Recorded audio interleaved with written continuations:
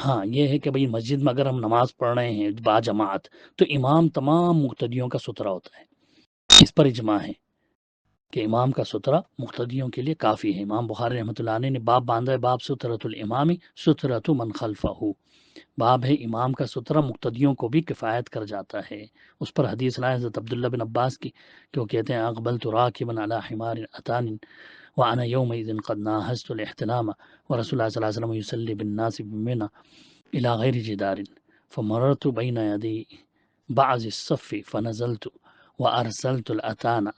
ترتع ودخلت في الصف فلم ينكر ذلك علی احد۔ حضرت عبداللہ بن عباس کہہ رہے ہیں کہ میں گدھی پر سوار ہو کر کے آیا اور ان دنوں میں بالغ ہونے کے بالکل قریب تھا، اور رسول اللہ صلی اللہ علیہ وسلم منا میں بغیر دیوار کے نماز پڑھا رہے تھے، تو میں نماز پڑھنے والوں کی صف میں داخل ہو گیا اور صف کے سامنے سے گزرتا چلا گیا، پھر میں گدھی سے اترا اور اس کو چرنے کے لیے چھوڑ دیا اور میں صف میں شامل ہو گیا، نماز پڑھنے لگا، اور کسی نے بھی مجھ پر اعتراض نہیں کیا۔ کیوں؟ کیونکہ امام سامنے تھا، امام جو ہے وہ سترا ہے، تو صفوں کے اندر داخل بھی ہو گئے گدھی کو لے کر کے، تو اس پر کسی کو اعتراض ہونا بھی نہیں چاہیے تھا کیونکہ امام سترہ موجود ہے۔ نصرت الباری شرح صحیح بخاری میں وضاحت ہے اس کی کہ علامہ مصنف امام بخاری نے اس باب میں یہ مسئلہ ثابت کیا ہے کہ امام کے آگے جب سترہ ہو تو وہ مقتدیوں کے لیے کافی ہے، ان کو علیحدہ سترہ رکھنے کی ضرورت نہیں ہے، اور اس وجہ سے مقتدیوں کے آگے سے وہ گزرنا مضر ہوگا جو امام اور سترے کے درمیان ہو۔ اگر بعض مقتدیوں کے آگے سے گزر جائے تو مضر نہیں، جیسا کہ ابن عباس نے صحابہ کے ترک انکار سے جواز مرور یعنی گزرنے کا جواز پر استدلال کیا۔ گو بظاہر باب کے ساتھ اس حدیث کی مطابقت معلوم نہیں ہوتی، لیکن چونکہ نبی صلی اللہ علیہ وسلم کی عادت یہ تھی کہ میدان میں بغیر سترے کے نماز نہیں پڑھتے تھے، جیسا کہ آگے حدیثوں میں آتا ہے کہ آپ صلی اللہ علیہ وسلم کے لیے برچھی گاڑی جاتی تھی، اور ابن عمر کی اگلی روایت میں اس کی مداومت بھی پائی جاتی ہے، تو ثابت ہوا کہ اس وقت بھی آپ کے سامنے برچھی کا سترہ تھا۔ تو باب کا مطلب ثابت ہو گیا کہ امام کا سترہ مقتدیوں کے لیے کافی ہے۔ امام نووی نے شرح مسلم میں اس حدیث کے تحت لکھا ہے کہ حدیث میں اس بات کی دلیل ہے کہ نابالغ بچے کی نماز بھی درست ہے اور امام کا سترہ ہی مقتدیوں کا سترہ ہے۔ اور صحیح مسلم میں جو باب ہے وہ ہے ان سترۃ الامام سترۃ لمن خلفہ، کہ امام کا سترہ پیچھے والوں کا سترہ ہے۔ طبرانی اوسط انس سے بھی یہی الفاظ مرفوعاً وارد ہیں، یعنی طبرانی میں خود اللہ کے رسول صلی اللہ علیہ وسلم کے یہ الفاظ ہیں کہ ان سترۃ الامام سترۃ لمن خلفہ، امام کا سترہ پیچھے والوں کا سترہ ہے۔ تو معلوم ہوا کہ باجماعت نماز میں مقتدیوں کو سترہ رکھنے کی ضرورت نہیں ہے، اس لیے آپ اپنے سترے کا خوب اہتمام کیا کرتے تھے۔ امام کو چاہیے کہ بغیر سترے کے نماز نہ پڑھے، کیونکہ وہ امام سارے مقتدیوں کا جو ہے سترہ بن جاتا ہے۔ امام بخاری اسی حدیث کے بعد حضرت نافع عن ابن عمر روایت لائے ہیں کہ ان رسول اللہ صلی اللہ علیہ وسلم کان اذا خرج یوم عید امر بالحربۃ فتوزع بین یدیہ فیصلی الیہا والناس وراءہ وکان یفعل ذلك فی السفر فمن ثم اتخذها الامراء۔ صحیح بخاری سے مسلم کی روایت ہے کہ عبداللہ بن عمر کہتے ہیں رسول اللہ صلی اللہ علیہ وسلم جب عید کی نماز ادا کرنے کے لیے تشریف لے جاتے تو عیدگاہ میں نیزہ یا بھالا گاڑنے کا حکم دیتے تھے۔ آپ صلی اللہ علیہ وسلم کے سامنے وہ بھالا گاڑ دیا جاتا تھا اور آپ اس کی طرف منہ کر کے نماز پڑھتے تھے، یعنی اس کو سترہ بنا کر، اور لوگ آپ کے پیچھے ہوتے، اور ایسا آپ اپنے ہر سفر میں کیا کرتے تھے، یعنی اسی طرح سترہ گاڑ کر آپ نماز پڑھتے تھے۔ اسی وجہ سے امیروں نے یعنی حکمرانوں نے اس کو اختیار کر لیا۔ تو لفظ کانا مداومت پر ڈال ہے، جس سے معلوم ہوا کہ اللہ کے رسول صلی اللہ علیہ وسلم سفر میں ہمیشہ نیزے کی طرف نماز پڑھتے تھے۔ حافظ بن حجر عسقلانی میں فتح الباری میں تحریر کرتے ہیں کہ امام عبد البر نے کہا کہ ابن عباس کی اس حدیث سے ابو سعید خدری کی اس حدیث کی تخصیص ہو جاتی ہے جس میں آیا ہے کہ جب تم میں سے کوئی نماز ادا کر رہا ہو تو کسی کو اپنے سامنے سے گزرنا نہ دے، یہ امام اور تنہا پڑھنے والوں کے حق میں ہے۔ رہی مقتدی کی بات، تو اگر اس کے آگے سے کوئی گزرے تو اس میں کوئی فرق نہیں پڑتا۔ اس بات کی دلیل حضرت عبداللہ بن عباس کی یہی حدیث ہے۔ مزید فرماتے کہ ان مسئلوں میں علماء کرام کے درمیان کوئی اختلاف نہیں ہے۔ اس بنا پر ستھرا رکھنا امام اور تنہا نماز پڑھنے والے دونوں کے لیے ضروری ہوا،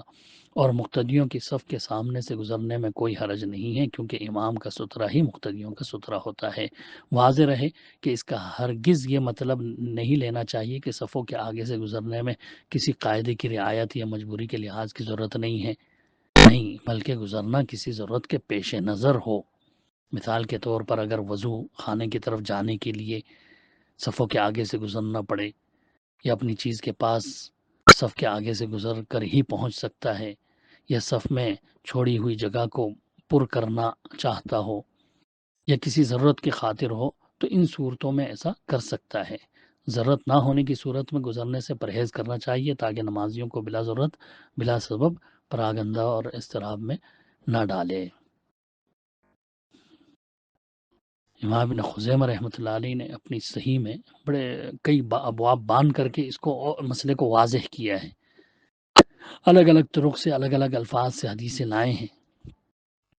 ایک جگہ وہ باب باندھتے ہیں، وَهَذَا الْخَبْرُ ظَاهِرُهُ كَخَبْرِ عبید اللہ ابن عبد اللہ عن ابن عباس ان الحمار انما مر بین یدی اصحاب النبی صلی اللہ علیہ وسلم لا بین یدی النبی صلی اللہ علیہ وسلم الى اذ النبی صلی اللہ علیہ وسلم قد كان يستتر بالحربة اذا صلى بالمصلى ولو كانت سترته لا تكون سترة لمن خلفه لاحتاج كل مأموم ان يستتر بحربة كاستتار النبي صلی اللہ علیہ وسلم بها فحمل العنزة للنبي صلی اللہ علیہ وسلم يستتر بها دون ان يأمر المأمومين بالاستتار خلفه كالدال على ان سترة الامام تكون سترة لمن خلفه۔ دیکھیں صحیح ابن خزیمہ حدیث 837 کے تحت انہوں نے لکھا ہے کہ یہ روایت بظاہر عبید اللہ بن عبداللہ کی ابن عباس سے مروی حدیث کی طرح ہے، جس میں ذکر ہے کہ گدھا نبی صلی اللہ علیہ وسلم کے صحابہ یعنی مقتدیوں کے آگے سے گزرا، نہ کہ نبی صلی اللہ علیہ وسلم کے آگے سے۔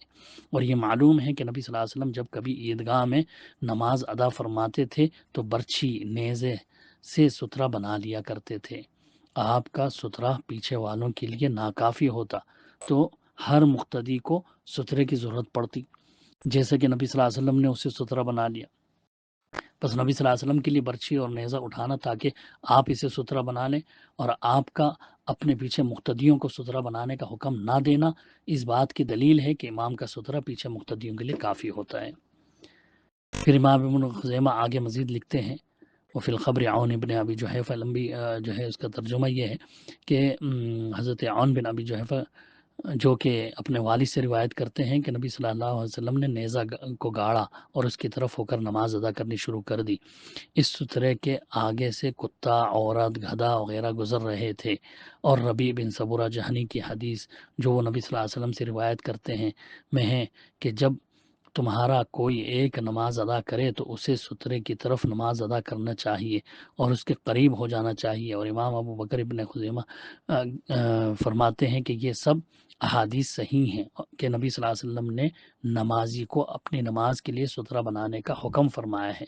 جبکہ عبد الکریم عن مجاہد عن ابن عباس یہ روایت کرتے ہیں کہ نبی صلی اللہ علیہ وسلم نے عرفات کے فضا و میدان میں سترے کے بغیر نماز ادا کی، کیونکہ عرفات میں نبی صلی اللہ علیہ وسلم کے زمانے میں کوئی عمارت نہیں بنی ہوئی تھی جس کو سترا بناتے، حالانکہ نبی صلی اللہ علیہ وسلم نے نمازی کو سترے کے بغیر نماز ادا کرنے سے منع کیا ہے اور اسے سترا بنا کر نماز ادا کرنے کا حکم دیا ہے۔ چنانچہ صدقہ بن یسار کی حدیث میں ہے کہ میں نے حضرت ابن عمر کو فرماتے ہوئے سنا کہ رسول اللہ صلی اللہ علیہ وسلم نے فرمایا سترے کی طرف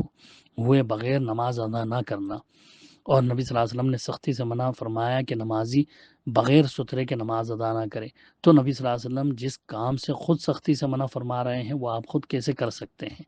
اور موسیٰ بن طلحہ کی حدیث جو وہ آپ اپنے والد سے روایت کرتے ہیں